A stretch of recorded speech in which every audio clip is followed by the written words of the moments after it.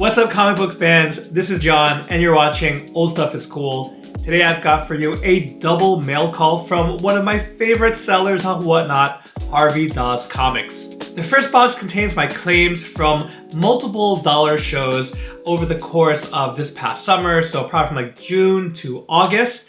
And I actually recorded this footage a little bit into September. In general, I try to set up videos so that we have one a week, but going into the school year, it took a little bit more work, so I had this footage on the back burner. And since that initial recording, a second package arrived as well, so I thought, hey, today, let's combine them. Let's do a highlight of some of the best pickups in these two packages. Just a note that I was trying to pump the brakes a bit on my dollar book claims, so that's why I amassed, a few months worth of books. Part of that slowing down process was trying to narrow down the titles I was collecting and not going after every shiny thing. Of course, I want the flexibility, especially in the dollar show, to pick up something new, something interesting, but also wanted to rein things in a bit, maybe save up for some more high value books. But before I spin the camera around and show you the books, if you could help me out by doing all the YouTube things,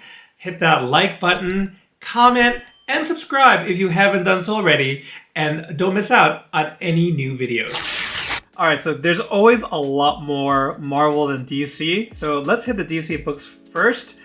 I have Superman, Action Comics number 684. I have a soft spot for the villain Doomsday, as well as the Batman villain Bane, or sometimes villain. I love those two guys because they were so big when I first got into DC Comics. The Nightfall event, which will be relevant in just a little bit, as well as the death of Superman. So that's it for Superman in this pickup. And now, speaking of Batman, first we got Shadow of the Bat, number 1. This one features the first appearance of Mr. Zsasz, who was prominent in Nightfall.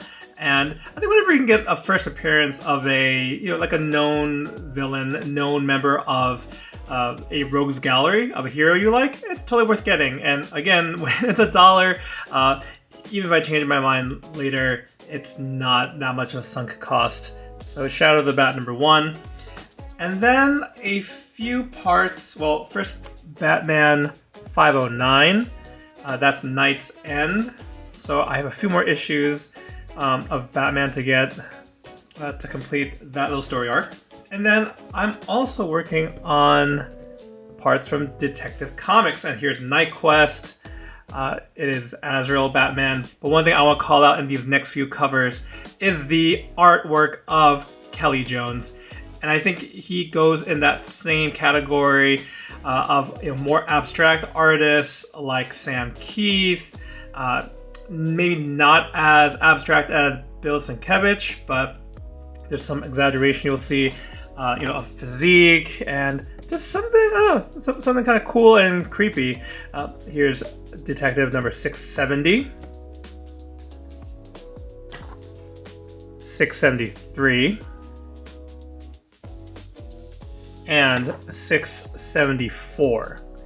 And then if we stick with Batman but jump ahead a few years, we have one of my favorite books from this pickup. That's Batman and Robin number 1.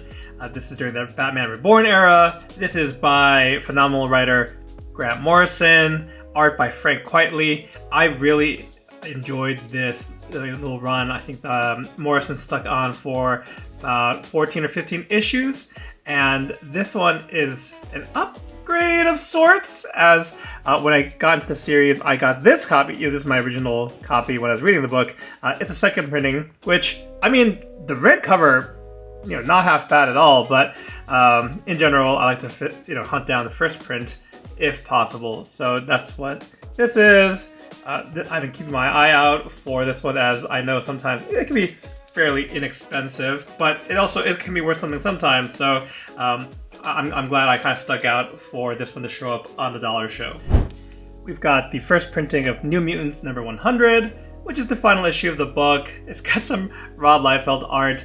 New Mutants is not a run I'm necessarily going after, but I've always wanted the first printing. I think I had a third printing of this in the past, and for $1, each getting issue number 100. I think it's the first appearance of Shatterstar. I like recent first appearances. And then this cool book here, Uncanny X-Men issue 390. This one features the death of Colossus. He sacrificed himself in order to, I think it's part of the cure for the legacy virus. And he stayed dead for a bit, but like many superheroes, he got better and came back eventually. But it was a very noble sacrifice after some twists and turns that Colossus took. He left the Xavier School, he joined Magneto's Acolytes, and then kind of came full circle, little hero's journey. It's funny that Colossus, who's one of my favorite X-Men characters, it is funny now that he's a bit of a more villainous bent, both in Marvel's Ultimate Universe currently, as well as in the not that I really love the story, but Jonathan Hickman wrote Wolverine Revenge, and Colossus was kind of one of the major villains there. Now, what made me pull the trigger on this issue was this guy right here. I love the Heralds of Galactus. I love cosmic Marvel stuff, and Airwalker here is a bit of a. I think he has died so many times. Got put into, well, he died and then got put in a robot body and kind of got manipulated by some other people and got killed a few times as a robot. Regardless of that, he's still a pretty credible threat. So I kind of noticed that with him and even his buddy Firelord, they are, while typically heroic, can be used as a kind of mid-level or a more dangerous threat depending who the opponent is. My journal stuff with heralds that look interesting, I'm going to pick up. And while the Airwalker story is the main one, there's actually two stories. I think they're both by Mark Gruenwald, or at least the main story is by Mark Gruenwald. And it takes place during, I think during the Christmas season. So I got a bit of a holiday book out of it too. It's actually a nice little touching book. He makes a connection with a little boy, even though he's trying to carry out the objective of his master Galactus, which unfortunately includes conquering the Earth, or rather prepping it so that Galactus could eat it. Anyhow, very fun issue, and I know Thor has a number of other Heralds of Galactus throughout this time, so I might keep an eye out for those. Definitely worth $8 buy. And this one here, I have the Walter Simonson Thor Omnibus, but Beta Ray Bill, one of my favorites. I think any of the cover appearances that I find during this run, I'm probably gonna snatch up because I just love this. Issue 350. Now, the two remaining titles I got a bunch of books for are, first up, Fantastic Four. And we are nearly done with the John Byrne run of Fantastic Four. I have 2 issues left as of this point. So with issue 234, 235, this one features Ego the Living Planet. Issue 240, I think this is the first appearance of the daughter of Quicksilver and Crystal, and her name is Luna Maximoff. Issue 341. Oh, sorry, that's it. Issue 341. It's kind of a nice little block of Fantastic Four there. Again, just 2 more issues left to finish out the John Byrne run on that. Then the remainder of this haul is Daredevil. Issue 200. This is a fantastic cover by John Byrne. This is shortly after Frank Miller wrapped up his time on the title. So that's a cool cover, although I don't think there's anything, of note in it or key significance. Issue 207. Go through this pretty quick. 210. Issue 213.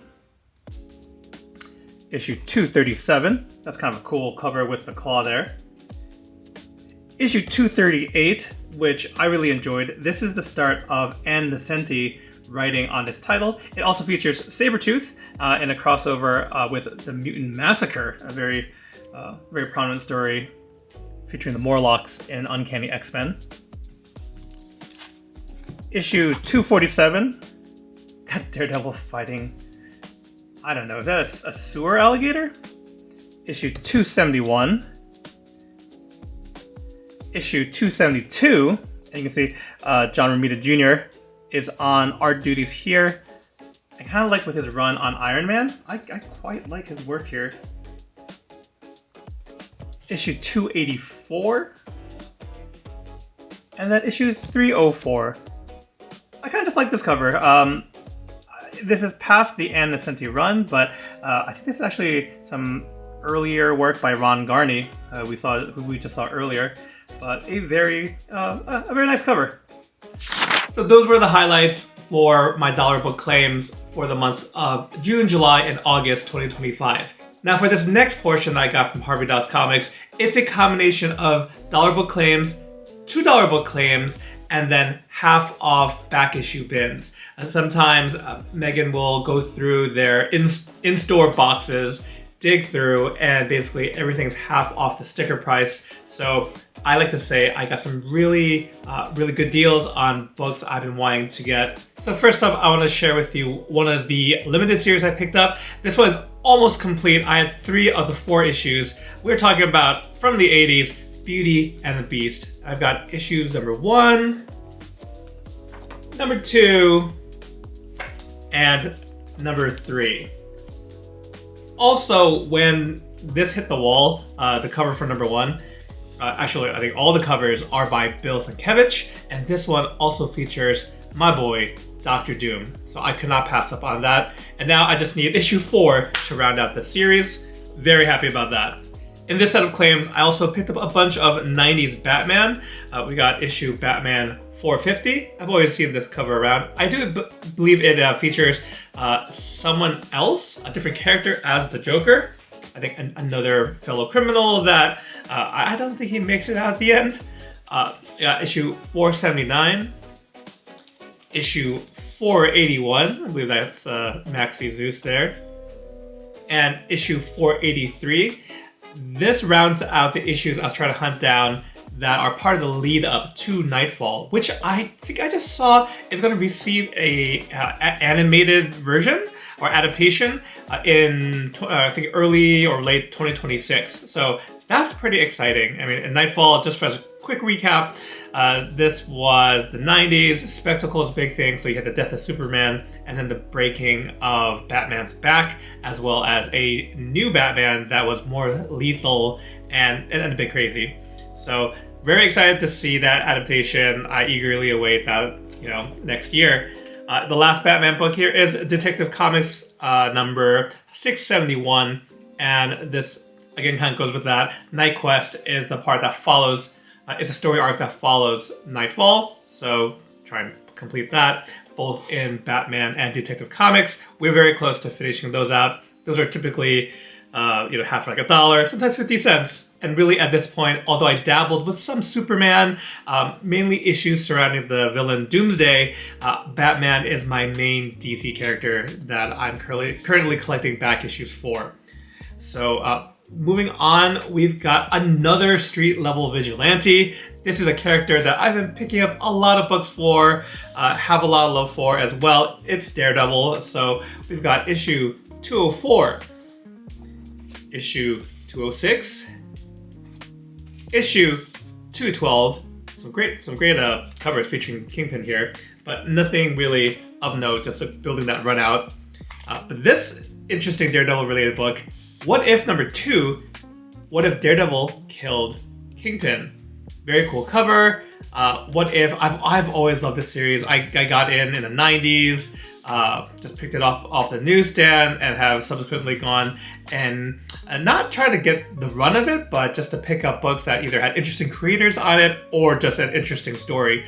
This one, besides I think a very cool cover, the interiors are done by Greg Capullo. So this is some pretty early Greg Capullo art for Marvel in particular.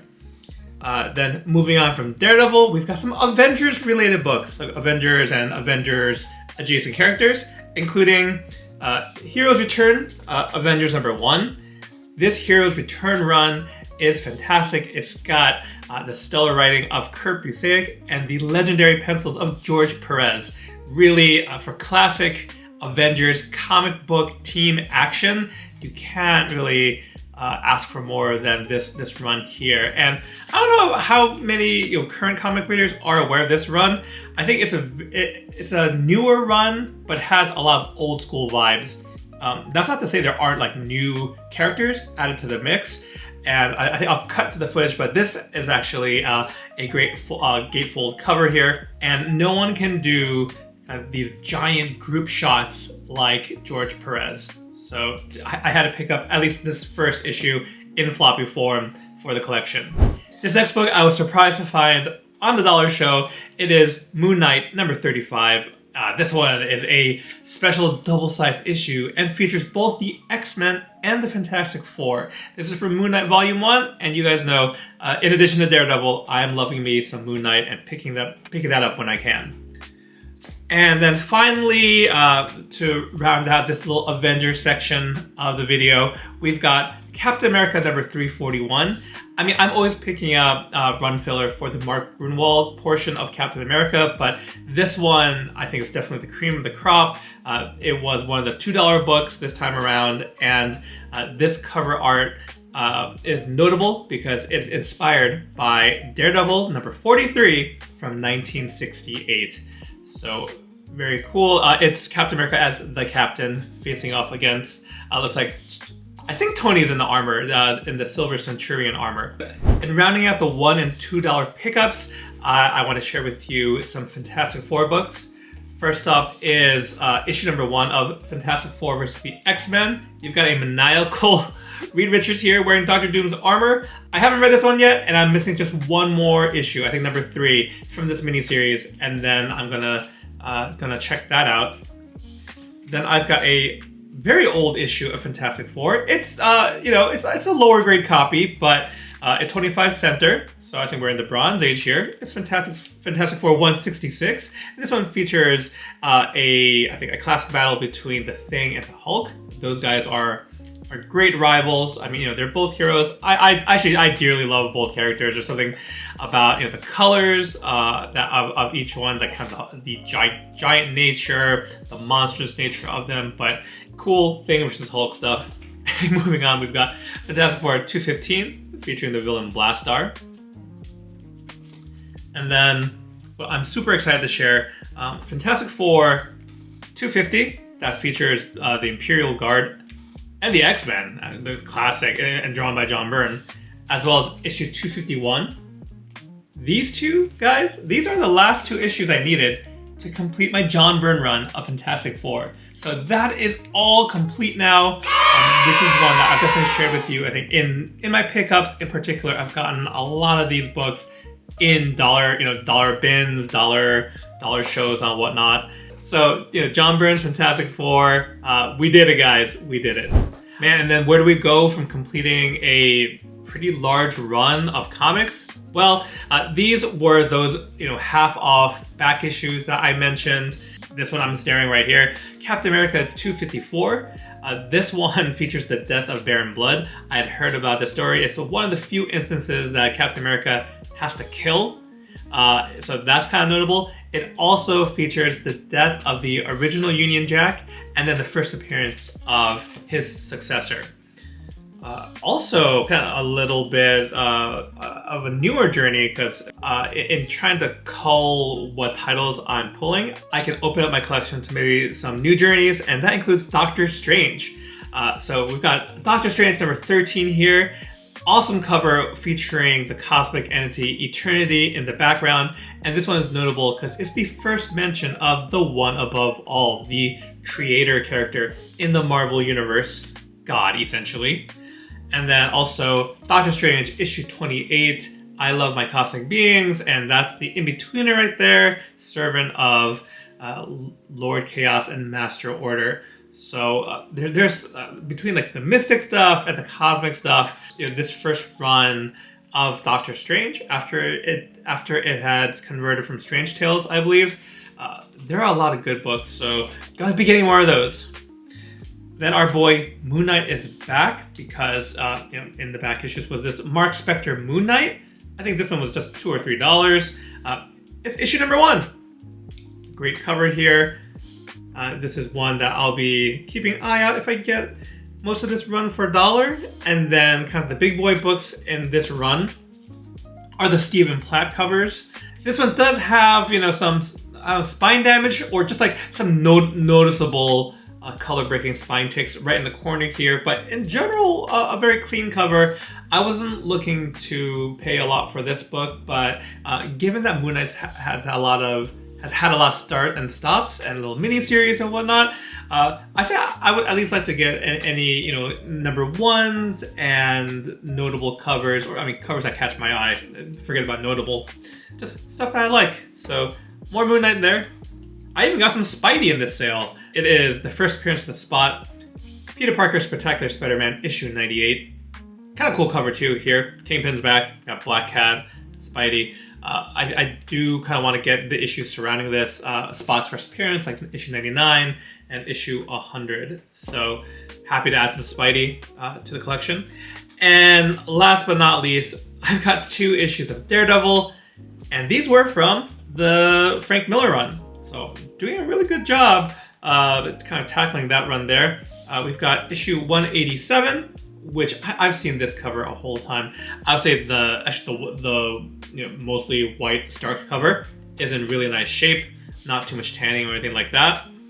And then probably one of my favorite books in this pickup, issue 171, and this features Daredevil's first battle with the Kingpin. And Kingpin prior was a major Spidey villain, but you know, repurposed by Frank Miller. He kind of found his home in the Daredevil universe and has been a sometimes ally or a reluctant ally, but for the most part, they are such good foils for each other, arch enemies to the core. So really happy to add this issue to the collection. So that's it for my second batch of books from Harvey Doss Comics. Let me know down in the comments, guys. Did you have a favorite from my pickups? Have you completed any major comic runs recently? I'd love to hear from you. But that's gonna do it. Thank you so much for checking out this video. I really do appreciate you taking the time out, and I hope to catch you in the next one. Take care and happy collecting. That's a huge goal to check off for 2025. So, you know, Fantastic Four by John Runn. So, you know, John Byrne's Fantastic Four. We did it, guys. We did it.